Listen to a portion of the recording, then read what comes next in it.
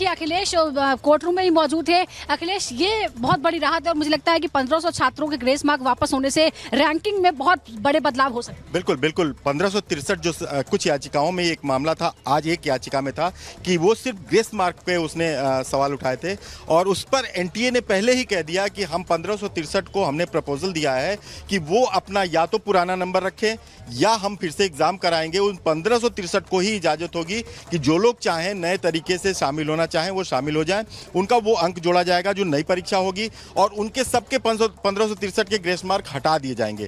तो अब उस परीक्षा का परिणाम 23 तारीख को परीक्षा होगी, 23 जून को 30 के पहले आ जाएगा और फिर से जब उनका 1563 का एक रैंकिंग आएगी तो फिर से एक रैंकिंग बनेगी, जाहिर सी बात है। उसके बाद वो मेरिट बनेगी और सभी याचिकाओं में एक कॉमन सवाल ये ग्रेस मार्क को लेकर के था, तो उसको एनटीए ने माना, उसको एनटीए ने हटाया। सुप्रीम कोर्ट ने उस एनटीए की बात को अपने रिकॉर्ड पे लिया। उस रिकॉर्ड के बाद उसने कहा कि अब ये याचिका का कोई मतलब नहीं रह जाता क्योंकि अब ग्रेस मार्क हट चुका है। उस आधार पे जिसको एग्जाम देना है वो एग्जाम दे या पुराना नंबर रखे। ये तो कोई साइंटिफिक तरीका ही नहीं है ग्रेस मार्क देना। जब एक एक मार्क से हजारों की रैंकिंग में फर्क आ जाता है, आप टाइम के हिसाब से ग्रेस दे देते हैं, आप ज्यादा समय दे सकते थे। यानी एनटीए फेल हुआ है जस्टिफाई करने। एनटीए की ये बहुत बड़ी हार है जो उसने आते ही सुप्रीम कोर्ट में इस बात को स्वीकार किया कि हमने मीटिंग में ये तय किया है कि हम ग्रेस मार्क नहीं दे हटा रहे हैं और वो 1563 छात्र जिनको ग्रेस मार्क दिए गए हैं उनको हटाने के बाद उनको हम एक एग्जाम देने का फिर से प्रपोजल दे रहे हैं और उसके आधार पर हम फिर से मेरिट लिस्ट बनेगी। तो ये एक बड़ी हार है। उन्होंने स्वीकार किया कि हमने ये ग्रेस मार्क जो दिया गया था वो अपने बचाव के लिए, उन्होंने कहा कि सुप्रीम कोर्ट का 2018 का एक आदेश था जिसके आधार पर, उस ऑर्डर के आधार पर हमने दिया था। लेकिन ये भी कहा जा रहा है कि वो ऑर्डर जो था ये इतना इस तरह नहीं था कि इस तरह के जो ऑफलाइन एग्जाम होते हैं उसमें दिया जाए, वो क्लैट के लिए था, लेकिन उसको इन लोगों ने इसमें अप्लाई किया था। ये सवाल एनटीए पर जरूर उठता है कि जिन छात्रों को आज सड़कों पर उतरना पड़ा है वो सबसे बड़ा कारण ये ग्रेस मार्क की वजह से आया। जिन छात्रों का पिछले साल जो मार्क्स था और उम्मीद की जा रही उससे अच्छा मार्क्स आया और उनको सरकारी कॉलेज नहीं मिल रहे हैं, उनके लिए एक राहत की बात होगी कि फिर से जो उनकी मेडिकल की पढ़ाई बहुत महंगी है तो सरकारी कॉलेज अगर मिल जाता है तो बहुत बड़ी राहत होती है। दो और याचिकाओं की बात, लीकेज हुआ क्या, पेपर लीक हुआ और काउंसलिंग को लेकर क्या फिर से इस पर सुनवाई हो सकती है? देखिए, एक तरह से कहा जाए कि एनटीए का जो एग्जाम री एग्जाम होगा 1563 का, उसके बाद वो फिर से उनकी मेरिट बनेगी, ठीक है। काउंसलिंग उसके बाद होगी, उसके पहले आप 30 जून तक एग्जाम दे दें, काउंसलिंग नहीं होगी, उसके बाद ही काउंसलिंग होगी। तो 8 जुलाई को अगली सुनवाई है, हो सकता है कि 8 जुलाई के बाद हो, अगर पहले काउंसलिंग। बिल्कुल सुजाता, बिल्कुल सुजाता, हमारे जो दर्शक हैं, जो बच्चे हैं, देख रहे हैं, वो भी इस चीज को समझ रहे हैं। आपके पास वापस लौटेंगे। इस बीच अपने दर्शकों को बता दें कि देखिए नंबरों के खेल में कैसे नीट की परीक्षा उलझी हुई नजर आ रही है। पेपर में 4 सवाल होते हैं, सही जवाब पर 4 नंबर भी मिलते हैं, ये आपको बता रहे, और गलत नंबर पर 1 नंबर को माइनस कर दिया जाता है, यानी कि नेगेटिव मार्किंग होती है। एक भी सवाल छूट जाता है तो 716 नंबर बनते हैं। एक गलत जवाब होने पर 715 नंबर बनते हैं, लेकिन 718 और 719 नंबर आए हैं। ये आपको इसीलिए समझा रहे हैं कि आखिर ये कैसे हुआ है, यानी कि मिलेंगे तो 720 या फिर 716 नंबर मिलेंगे। फिर भी छात्रों को 718 और 719 नंबर मिले हैं, जो ग्रेस मार्क की बात एनटीए की तरफ से की जा रही है। 67 टॉपर्स को 720 में से 720 नंबर मिले हैं, 67 टॉपर्स को।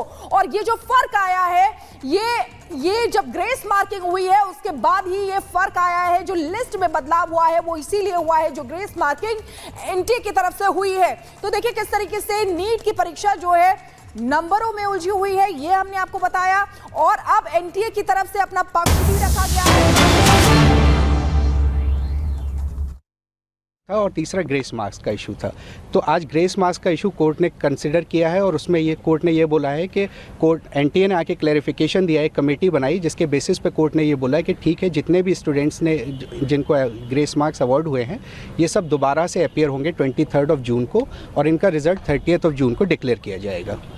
लेकिन सर एक सवाल और कि आखिर कोर्ट में ये बड़ी हार है एनटीए की कि उसने माना कि ग्रेस मार्क गलत दिए गए थे। जी, मेरा मानना तो यही है कि हमारी ये छोटी सी तो जीत है आज की डेट में।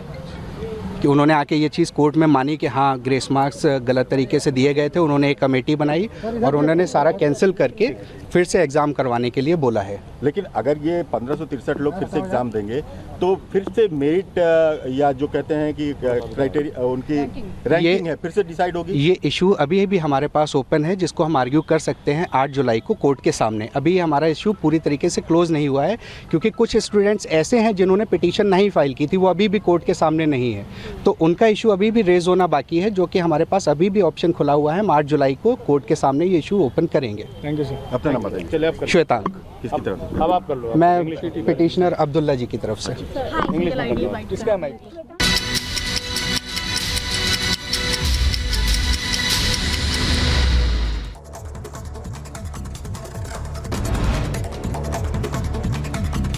नीट विवाद को लेकर सुप्रीम कोर्ट में सुनवाई। काउंसलिंग पर रोक लगाने से सुप्रीम कोर्ट का इनकार। सुप्रीम कोर्ट ने नोटिस जारी कर एनटीए से 2 हफ्ते में जवाब मांगा।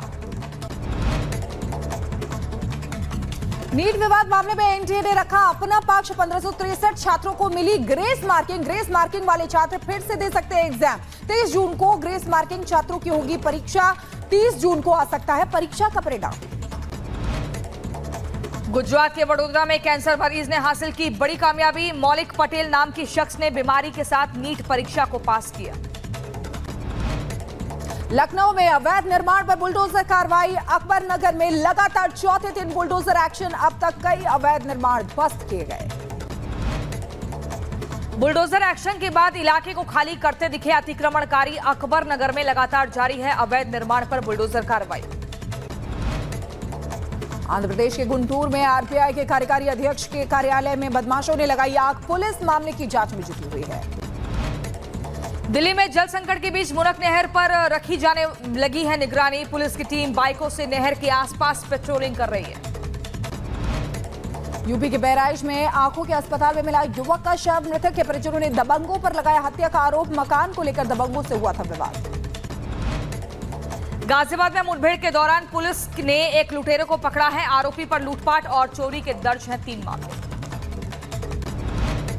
उत्तराखंड के देहरादून में धर्म परिवर्तन का मामला सामने आया है। निजी लॉ कॉलेज में पढ़ने वाली एक छात्रा के परिवार ने कश्मीर में रहने वाली एक छात्रा पर लगाया धर्म परिवर्तन का दबाव बनाने का आरोप। पुलिस ने मामला दर्ज किया।